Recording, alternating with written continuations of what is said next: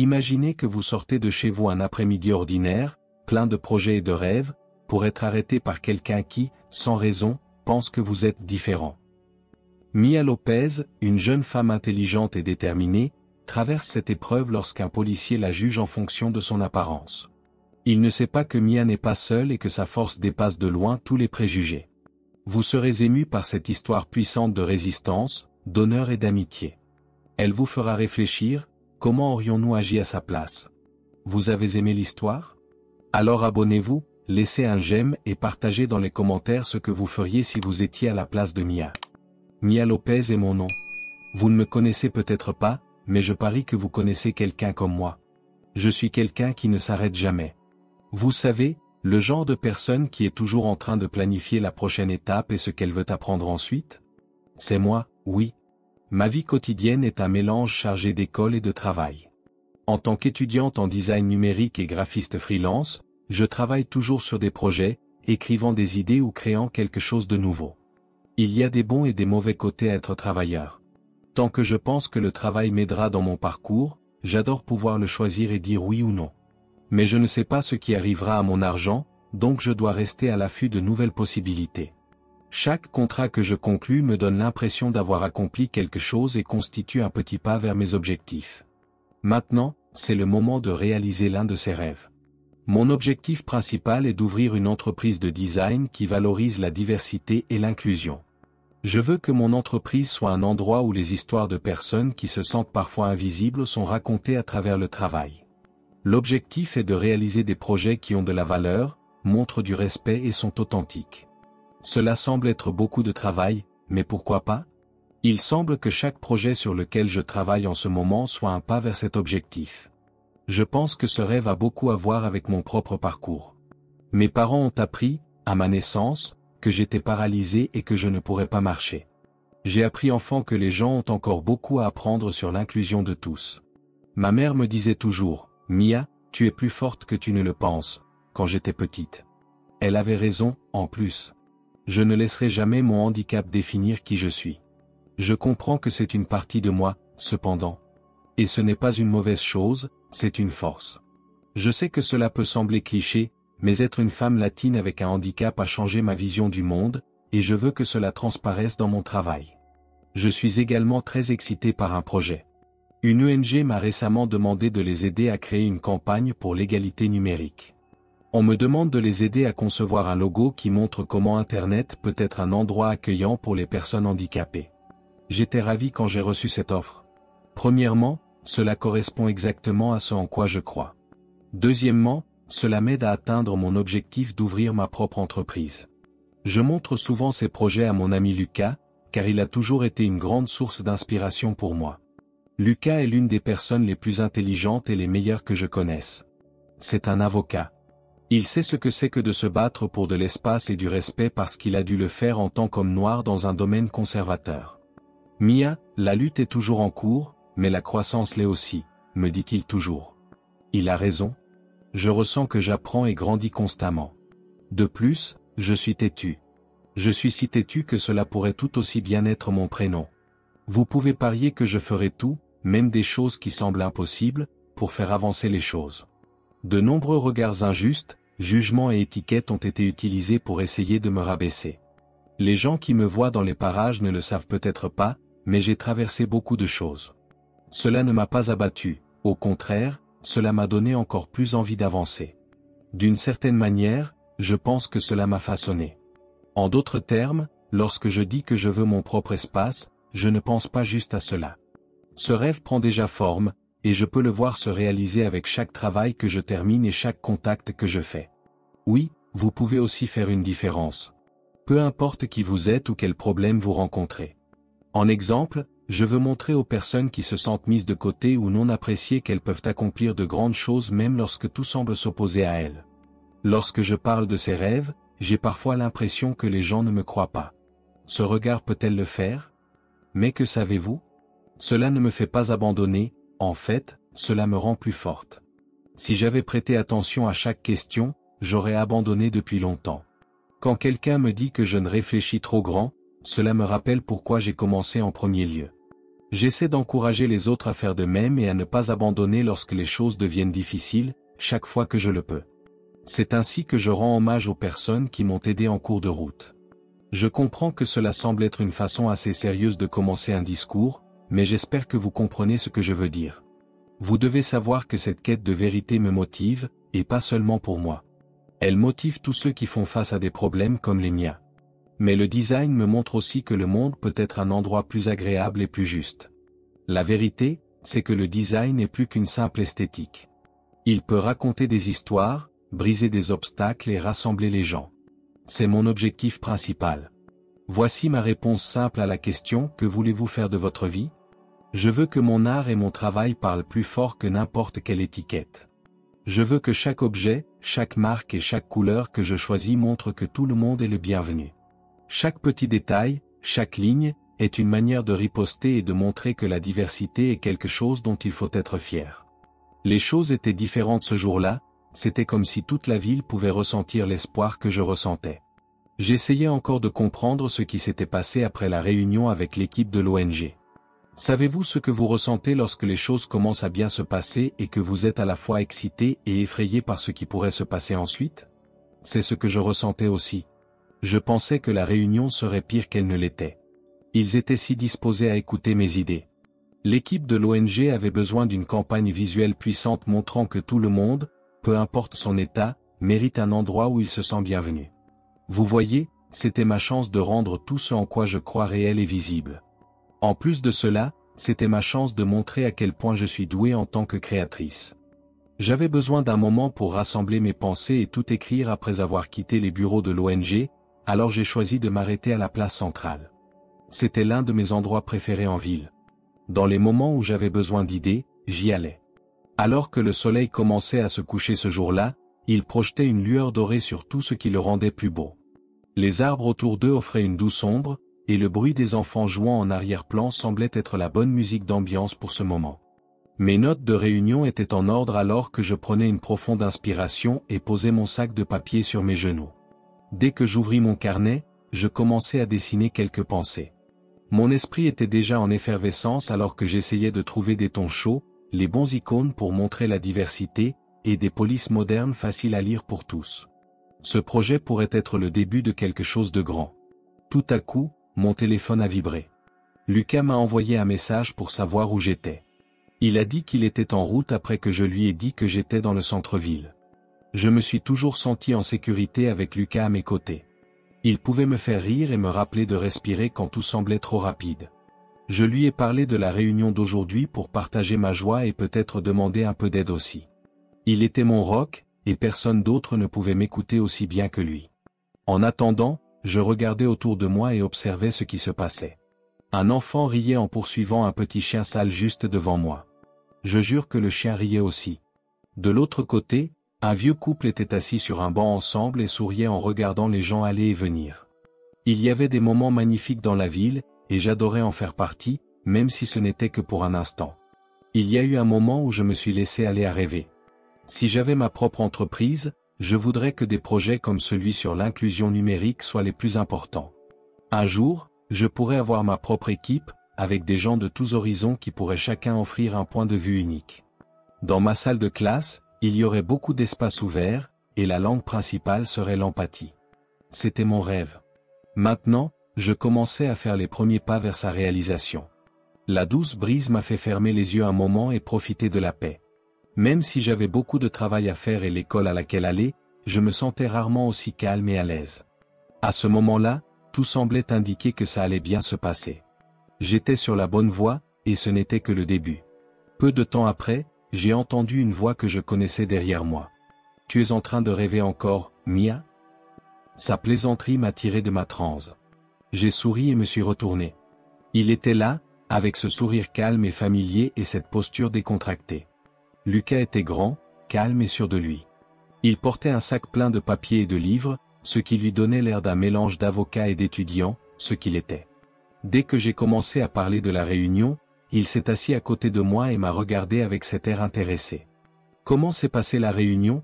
demanda Lucas, sachant que je souriais si largement. « Lucas, c'était génial. Ils ont adoré l'idée de l'annonce. Je veux créer quelque chose qui touche vraiment les gens et montre que l'inclusion n'est pas qu'un joli mot, ai-je commencé, laissant les mots s'écouler librement.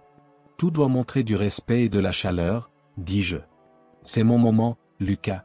Ce projet semble être le début de tout ce que j'ai toujours voulu. Il m'a donné ce regard d'acceptation que lui seul pouvait donner, un sourire et un hochement de tête. Mia, je t'ai toujours dit que tu ferais de grandes choses.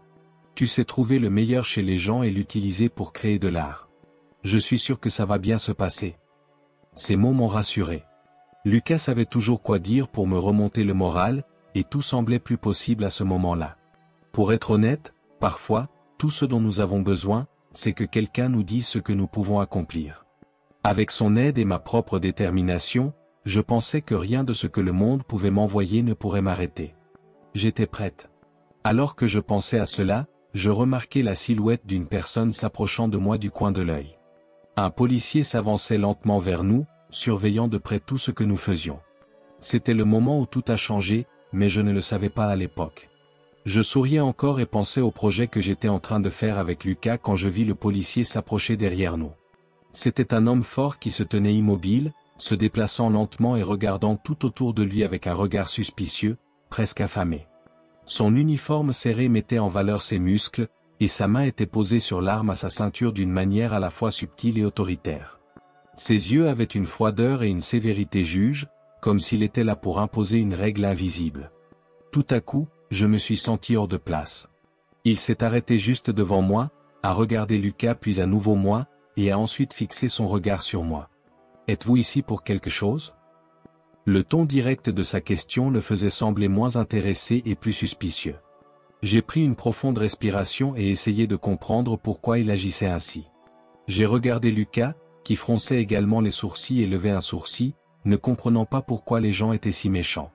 J'ai pris une profonde respiration et souri pour être sympathique. Je suis juste ici sur la place à rassembler quelques notes. J'ai essayé de garder ma voix aussi calme que possible en répondant, j'avais une réunion et j'ai décidé de faire une pause et de me détendre un peu.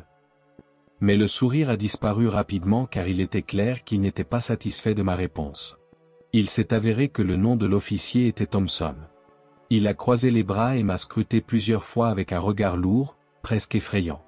Ce regard me faisait sentir que j'étais jugé et condamné en même temps. « C'est une réunion ? Quel genre de réunion avez-vous ici ?» répliqua-t-il, mais sa voix était froide et pleine de doute. Quand il a posé cette question, j'ai senti ma poitrine se serrer. Ce n'était pas grave, j'avais tout à fait le droit d'être dans cet espace public ce jour-là, tout comme tout le monde.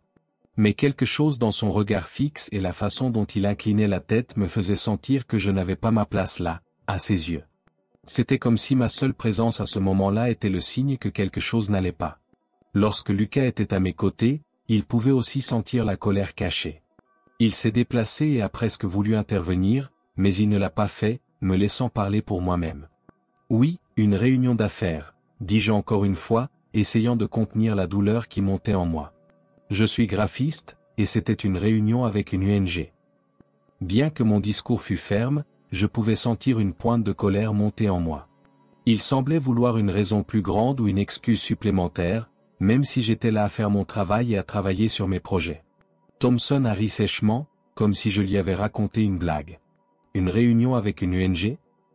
Comme s'il voulait réfléchir à chaque mot, il le répéta. Lorsqu'il désigna le parc, il semblait presque se moquer de cela. Vous pensez que c'est le meilleur endroit pour une réunion ?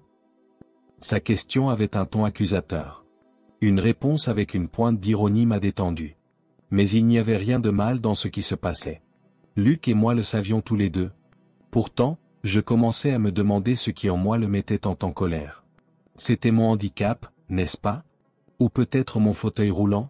Aussi rapidement que cela m'a frappé, je me retrouvais face à un policier qui, sans raison évidente, semblait déterminé à trouver quelque chose de suspect chez moi.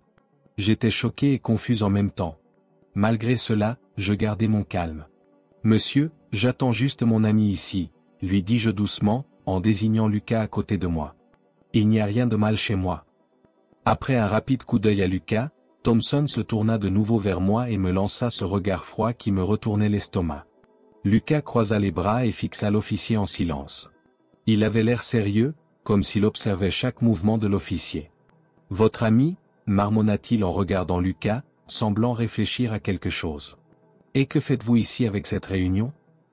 Ces mots me frappèrent en plein cœur et avaient un poids que je ne pouvais expliquer. Ce n'était pas comme si je faisais quelque chose de mal, je profitais juste du moment. Pourtant, ce regard rigide me faisait me sentir petite, comme si j'avais besoin de permission d'être là. Puis il m'est apparu, il ne poserait probablement pas cette question à quiconque d'autre dans la place sans raison. Une fois de plus, je regardais Lucas, espérant qu'il remarquerait mon visage. C'était le même regard que je lui avais donné auparavant, une supplication silencieuse pour obtenir de l'aide. Il savait toujours quoi faire et pouvait comprendre ce que je voulais dire sans que je n'aie besoin de prononcer un mot. Et, elle ne fait rien de mal, n'est-ce pas, finit par dire Lucas, sa voix calme et ferme. Comme tout le monde, nous sommes ici pour profiter de la fin de l'après-midi. Il y eut une courte pause. Thompson regarda d'abord Lucas, puis moi, comme s'il décidait s'il devait répondre ou s'en tenir à son plan. Je pensais un instant qu'il pourrait simplement partir, mais il resta là, intimidant, attendant quelque chose que ni Lucas ni moi ne savions comment répondre. Il y avait encore cette tension entre nous. J'étais intéressé de savoir ce qu'il voulait entendre de plus. Les mots de Thompson finirent par le rapprocher un peu plus de moi et briser le lourd silence. Ses yeux étaient fixés sur moi, mais ils n'étaient pas seulement intéressés, ils étaient durs et pleins de jugement. Vous pensez que vous pouvez arriver ici comme ça et traîner comme si de rien n'était? Après un rapide coup d'œil à mon fauteuil roulant, il parla, puis se tourna vers Lucas avant de revenir à moi. Elle a des fans. Il chuchota presque ces mots, mais Lucas et moi pouvions les entendre clairement. Cette phrase résonnait dans ma tête, presque comme une sentence. Mon visage devint rouge. Je n'étais pas sûr si c'était à cause de la honte, de la colère ou du choc. Je ressentais beaucoup d'émotions à la fois. On aurait dit qu'il ne pensait pas que j'avais de ma place ici. La zone centrale, avec ses arbres et ses bancs, et l'énergie légère que j'avais toujours ressentie là-bas, semblait étrange et lourde tout à coup. C'était comme si Thompson pensait que je n'avais pas le droit d'être assis sur ce banc, en attendant mon ami et en organisant mon travail. J'essayais de réprimer la colère qui menaçait d'éclater en prenant une profonde respiration.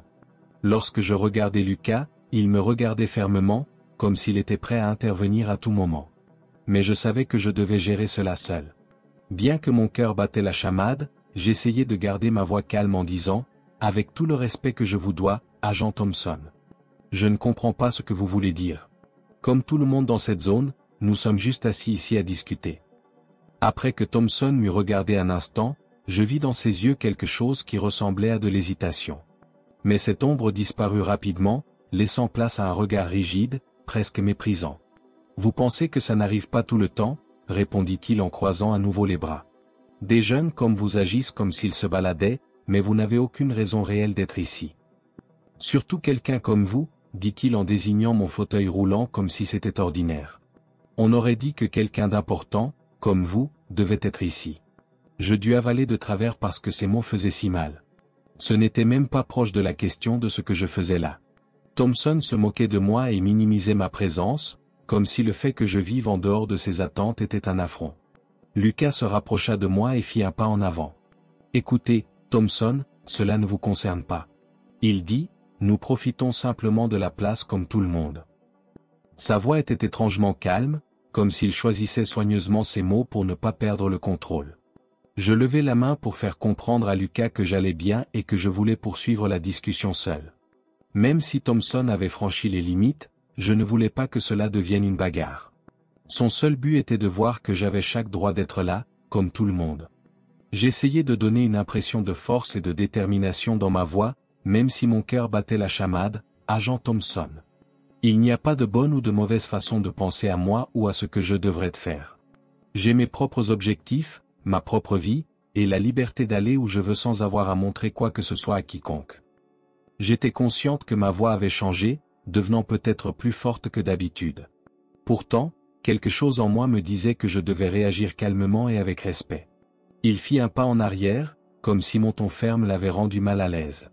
D'accord, donc maintenant vous pensez avoir le droit de me dire quoi faire? Je le pris avec un sourire sarcastique. Je ne crois pas les gens comme vous. Vous ne pouvez pas penser que le monde tourne autour de vous juste parce que vous êtes dans un fauteuil roulant. Chaque mot qu'il prononçait me frappait de plein fouet. Ce que j'entendais n'avait aucun sens pour moi. Des gens comme vous. On aurait dit que le fait que j'utilisasse un fauteuil roulant était tout ce qui faisait de moi ce que j'étais à ses yeux. Comme si mon travail, mes rêves et même ce moment calme dans la place n'importaient pas. Pas parce que j'avais peur, mais parce que j'étais en colère et triste en même temps, tout mon corps commença à trembler. Je pris une autre profonde respiration et essayai de trouver la force de répondre. Quand je le regardais, j'essayais d'être aussi poli que possible. « Agent, je suis désolé, mais vous ne me connaissez pas. Je suis quelqu'un avec des plans et des objectifs, tout comme tout le monde. J'ai la liberté de vivre où je le souhaite. Un fauteuil roulant ne fait pas de moi qui je suis. De plus, vous n'êtes pas celui qui va me dire où je dois être. » Il y eut une courte pause après que j'eus parlé, comme si mes mots avaient enfin percé la carapace de Thompson. Pendant une fraction de seconde, il semblait avoir perdu le contrôle de son visage impassible. Je ne pensais pas qu'il céderait ou changerait d'avis, je savais que ses croyances étaient basées sur quelque chose de plus grand que moi. Lucas posa sa main sur mon épaule pour montrer qu'il était là pour moi. À ce moment-là, je compris que j'avais affronté Thompson non seulement pour moi-même mais aussi pour toutes les fois où j'avais été ignoré ou tenu à l'écart. Après cela, quelque chose d'étrange se produisit. La main de Lucas sur mon épaule ressemblait à un rocher qui m'aidait à garder mes émotions en échec. Mais le stress qui nous entourait était fort, comme un champ magnétique. Thompson me regardait avec un regard froid et fixe, comme si j'avais fait quelque chose de mal en me défendant. Cela me donnait des frissons quand il s'est penché en avant et a envahi mon espace personnel encore plus. « Alors maintenant, tu penses pouvoir m'apprendre une leçon, hein ?» dit-il d'une voix de plus en plus dure. « Dis-moi, crois-tu vraiment que tu as le droit de me dire où je peux et ne peux pas être ?» Sa voix forte faisait battre mon cœur plus vite, et chaque mot qu'il prononçait était rempli d'une colère que je pouvais à peine comprendre. Il me regardait comme si j'étais un problème qu'il devait résoudre. Il commençait à devenir dangereux, et la façon dont il se tenait, me dominant et presque me poussant contre mon fauteuil roulant, me donnait des frissons.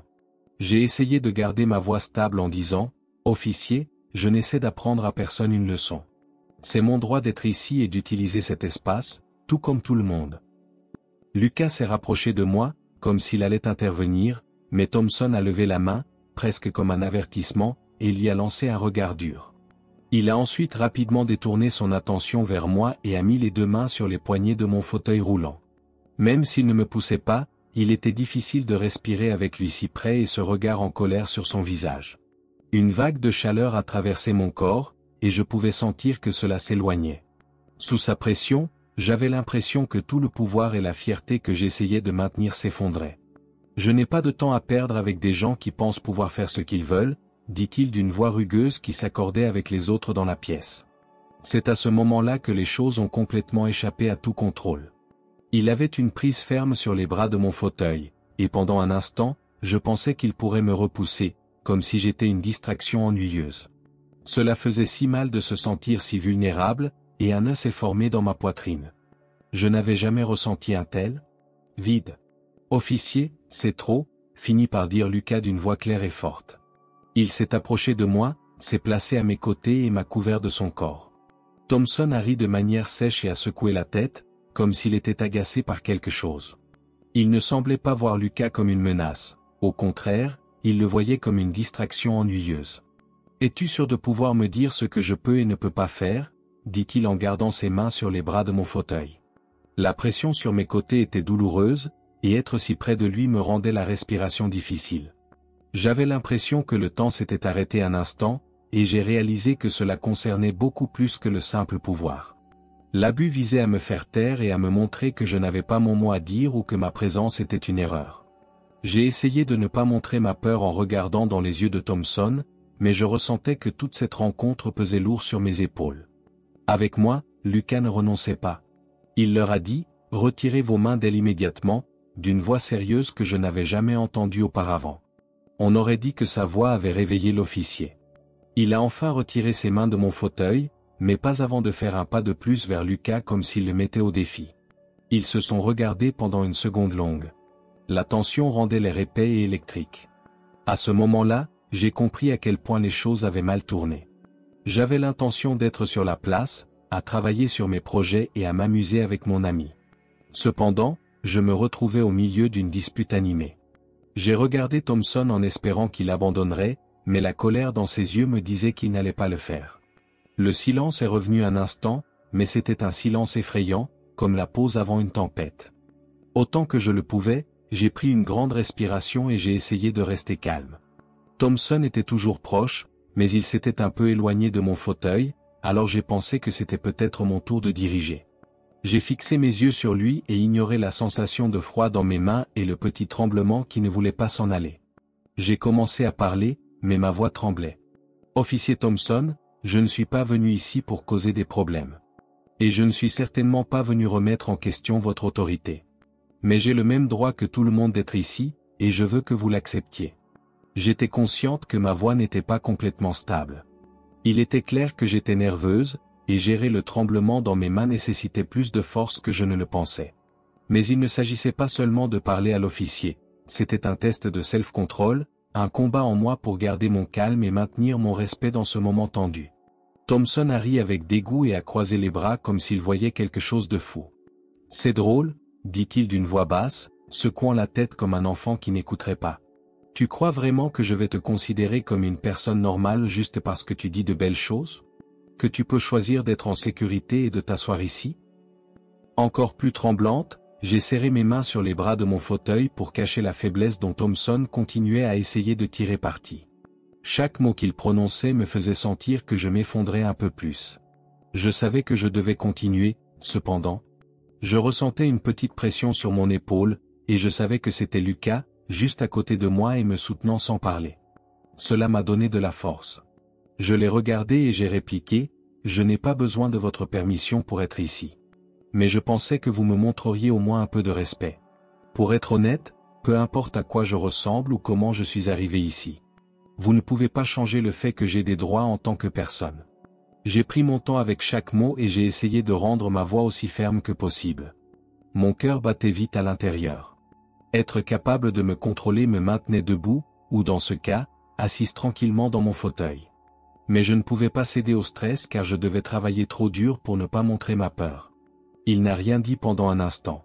Ses yeux montraient un mélange de colère et de surprise, comme s'il n'était pas habitué à ce genre de comportement de la part de quelqu'un, surtout de quelqu'un qu'il pensait moins important que lui.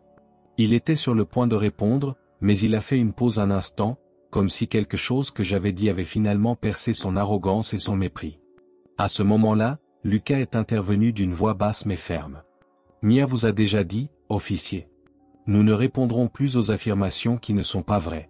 Si vous avez une bonne raison d'adopter cette méthode, veuillez nous en faire part. Ils sont impolis, mais nous ne l'accepterons pas. » La position de Lucas a fait rougir le visage de Thompson, montrant qu'il était agacé, mais le silence autour de nous semblait aggraver les choses. Les gens sur la place regardaient, certains avec intérêt et d'autres avec inconfort face à ce qu'ils voyaient. J'ai ressenti une courte vague de victoire lorsque Thompson a commencé à comprendre que son pouvoir pourrait ne pas suffire à faire fuir les gens. Même s'il était un policier, j'avais toujours ma fierté, et la force de Lucas me rendait encore plus déterminé à ne pas céder à l'injustice.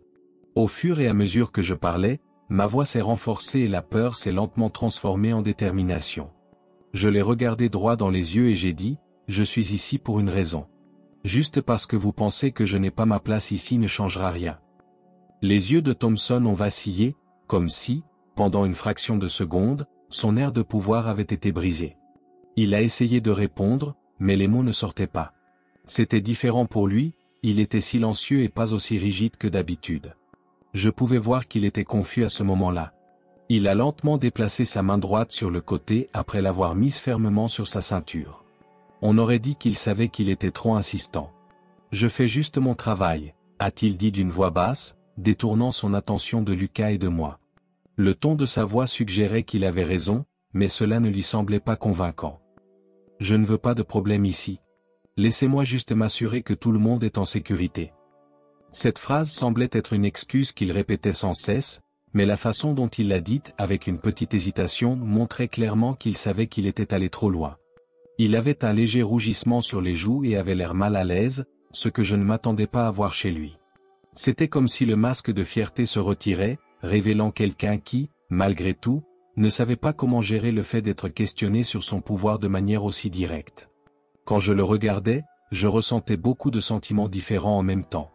J'étais à la fois soulagée et surprise de voir Thompson là, en lutte pour trouver des mots et essayant d'expliquer pourquoi il avait été si agressif. J'avais le sentiment qu'il n'était pas habitué à être poussé, surtout par quelqu'un qu'il pensait clairement moins important que lui. Il pensait que son uniforme devrait suffire à faire en sorte que les gens l'admirent et lui obéissent. Mais maintenant que Lucas se tenait ferme et que je ripostais, il semblait perdu. Ma voix était plus douce alors que j'essayais de calmer les choses autour de l'agent Thompson. « Je comprends que vous avez des responsabilités, ai-je dit. Mais dans ce cas, votre méthode était impolie et inutile. Je suis ici tranquillement, m'occupant de mes affaires. Lucas et moi ne sommes pas une menace, et nous nous attendons à ce que tout le monde nous traite avec respect. » Il semblait prendre ses mots différemment, et je pouvais voir que son visage s'adoucissait, même si ce n'était que légèrement. Quand il m'a regardé pour la première fois, ce n'était pas avec mépris ou jugement. Au lieu de cela, c'était avec une compréhension maladroite. Il était peut-être en train de commencer à comprendre à quel point ses actes étaient erronés et injustes. Lucas était à mes côtés, les bras croisés, me soutenant toujours sans dire un mot. Quand Thompson a vu à quel point Lucas et moi étions calmes, il a enfin semblé comprendre qu'il n'y avait aucune raison pour que la lutte continue. Il a lentement hoché la tête, comme s'il admettait une défaite qu'il ne savait pas comment gérer. Il a commencé à dire « je », mais s'est arrêté, comme s'il cherchait les bons mots. La façon dont nous avons fait les choses pourrait avoir été mauvaise. Je pouvais dire par le ton de sa voix que cette petite déclaration était difficile pour lui. Auparavant, Thompson avait utilisé son autorité froide comme un bouclier pour se protéger. Maintenant qu'il avait pris une profonde inspiration et redressé son uniforme, il semblait ressentir son humanité pour la première fois. Il n'était plus soudainement l'agent Thompson, il n'était qu'un homme, effrayé et peut-être même se sentant mal pour ce qu'il avait fait au milieu d'une mauvaise situation. Lucas a profité du moment et a parlé calmement. « Nous comprenons, officier. Nous essayons tous simplement de bien nous entendre ici. J'espère que cela vous fera réfléchir, car notre présence dans n'importe quel endroit est aussi valable que celle de quiconque. » Thompson était d'accord, mais il avait l'air nerveux. Il n'aimait pas entendre cela, mais il semblait savoir qu'il n'y avait rien qu'il puisse faire à ce sujet. Il a enfin fait quelques pas en arrière et a quitté la zone où il était entré si impoliment. J'ai pris une grande respiration et j'ai senti l'air remplir mes poumons plus lentement. C'était comme si je pouvais enfin me calmer. C'était une victoire silencieuse de voir cet homme, qui était autrefois si sûr de son pouvoir, être abattu par des mots et du respect. Même si je savais que je ne lui avais pas complètement changé d'avis, je savais que je l'avais fait réfléchir, même si ce n'était que pour un instant. Je l'ai regardé s'éloigner, et mes yeux n'étaient plus effrayés ni en colère. Au lieu de cela, ils étaient remplis de compréhension. Thompson était quelqu'un qui n'avait probablement jamais appris à accepter les différences. Il cachait ses insécurités derrière son pouvoir, mais elles étaient très claires maintenant qu'il ne l'avait plus. Il a regardé Lucas et moi une dernière fois, mais cette fois il n'était pas méchant comme avant. Il a juste fait un léger hochement de tête, presque imperceptible, avant de se tourner et de marcher vers une autre partie de la place. Il cherchait probablement une occasion de réaffirmer sa position de pouvoir sans être contrecarré. J'ai lentement ressenti un sentiment de soulagement et de calme qui semblait ramener tout ce que la rencontre avait essayé de me prendre. Nous nous sommes assis sur un banc tout près, loin de l'endroit où l'événement avait eu lieu.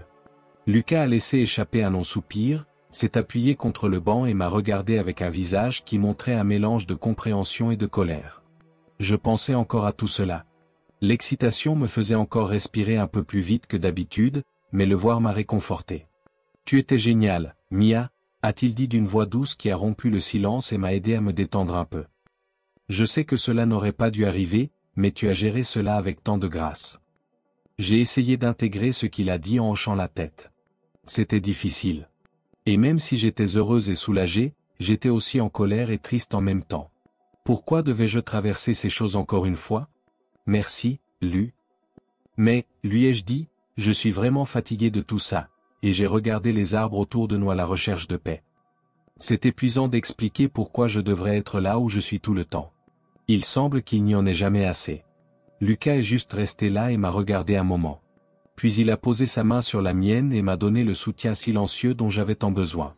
Même s'il savait que les mots ne pouvaient pas tout réparer, être simplement avec moi était comme un câlin invisible. Cela me faisait me sentir mieux même sans qu'il dise un mot. N'étant toujours pas sûr de quoi faire, j'ai sorti mon téléphone de ma poche. Je savais que je devais dire à quelqu'un ce qui s'était passé. Ce n'était pas pour me souvenir de ce qui s'était passé, mais pour montrer aux autres qu'il y a des moyens de résister sans perdre son honneur. J'ai marqué une pause un instant, puis j'ai lancé l'application Facebook. J'ai tapé lentement et j'ai soigneusement choisi chaque mot, puis j'ai écrit. Aujourd'hui, j'ai traversé l'un de ces moments que nous n'attendons jamais, mais malheureusement, beaucoup d'autres personnes l'ont aussi vécu. Un étranger s'est approché de moi alors que j'étais assise dans un lieu public et m'a demandé si c'était ma place. Pas pour une vraie raison, mais à cause d'un tas d'opinions qui ne sont pas vraies à mon sujet. Partout où je vais, je devais me dire que j'ai ma place. Que mon apparence est valide et que personne en position de pouvoir ou avec des préjugés ne peut me rendre moins importante. Voici mes remerciements à tous ceux qui ne baissent pas la tête comme moi et à mon ami qui était là pour moi quand les choses sont devenues difficiles. Notre façon de résister est de rester fort. Après avoir envoyé ce message, je me suis tu parce que les mots me faisaient me sentir à la fois faible et forte. Lucas me regardait, et je l'ai vu lire par-dessus mon épaule. Il souriait un peu. Posant sa main sur mon épaule, il a dit, « Cela va inspirer beaucoup de gens, Mia. Tu n'es pas la seule à traverser cela, et plus de gens que tu ne le penses espèrent pour toi. » Après quelques minutes, j'ai commencé à recevoir des messages privés, des j'aime et des notes d'amis et même de personnes que je connaissais depuis longtemps. Beaucoup de gens me remerciaient de leur avoir raconté mon expérience et disaient que mon courage les rendait plus déterminés à être plus forts dans des situations similaires. D'autres racontaient leurs propres histoires, parlant d'événements similaires et ressentant la même colère. C'était agréable de lire ces mots. Réaliser que d'autres personnes avaient eu la même expérience me faisait sentir que j'avais ma place. L'amour et le soutien que j'ai reçus de personnes que je ne connaissais même pas ont fait de cette situation un moyen pour nous de travailler ensemble. Lucas était toujours à mes côtés et riait doucement en voyant à quel point mon visage était heureux des mots de soutien. On dirait que les gens comprennent vraiment ce que tu traverses. Mia, je ne pense pas que tu réalises à quel point tu as un impact. J'ai secoué la tête et souri. Je ne pense pas que je le comprendrai un jour complètement. Mais je suis heureuse de voir tant de gens prêts à travailler ensemble pour faire face à cela. Quand j'ai rangé mon téléphone, j'ai senti le poids de l'expérience se transformer en quelque chose d'autre, un moi plus fort. Ce moment de partage, de soutien et d'acceptation en ligne est devenu un fil invisible qui m'a lié à d'autres personnes qui, comme moi, rencontraient de petits problèmes chaque jour. Quand j'ai regardé autour de moi, j'ai enfin ressenti la paix. J'étais là où j'appartenais, et je n'avais à prouver quoi que ce soit à personne. Les choses qui s'étaient passées cet après-midi-là m'affectaient toujours, mais pas de la même manière qu'auparavant. Maintenant que ce n'était plus ouvert, c'était un rappel de ma force et de la force de tant d'autres qui font face aux mêmes problèmes chaque jour. Cette fois, je ne pensais pas seulement à moi lorsque j'ai pris une grande respiration. Je pensais à toutes les personnes qui, comme moi, avaient été jugées à tort à cause de leur apparence, de l'endroit où elles se trouvaient ou de quoi que ce soit d'autre. Je me sentais partie intégrante de quelque chose de plus grand après avoir raconté mon histoire. Il semblait que chaque mot que j'avais écrit avait résonné et atteint des personnes que je ne rencontrerais jamais ainsi que celles à proximité. Je m'imaginais devant tous ceux qui me suivaient.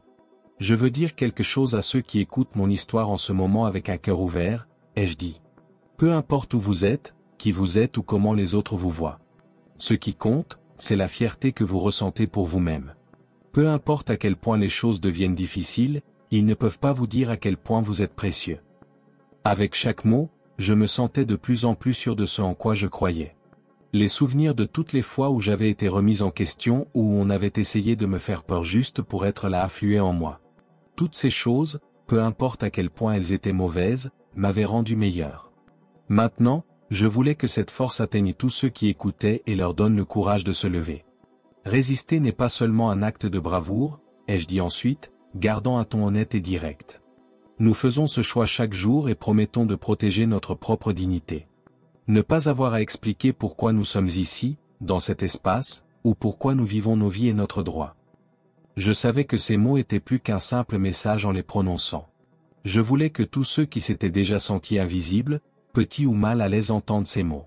C'était un cri silencieux. C'était un moyen pour moi de me rappeler et de rappeler à tout le monde que ce que pensent les autres ne définit pas notre valeur. Je veux que vous vous leviez contre les préjugés tout le temps. Je sais que cela peut être effrayant et que le poids est parfois lourd. Mais lorsque vous ripostez, vous montrez au monde que vous êtes là et que vous comptez. Et si jamais vous vous sentez faible ou seul, sachez que beaucoup de gens sont là avec vous, en train de lutter et de résister. Ces mots n'étaient pas seulement une façon de conclure, ils étaient une promesse. Une promesse de continuer à être dans les endroits qui étaient vraiment les miens et de ne pas laisser le préjugé des autres me dire où je pouvais ou ne pouvais pas être. Cet après-midi a commencé par un simple souhait de pouvoir travailler sans être dérangé, mais il avait grandi en quelque chose de bien plus grand.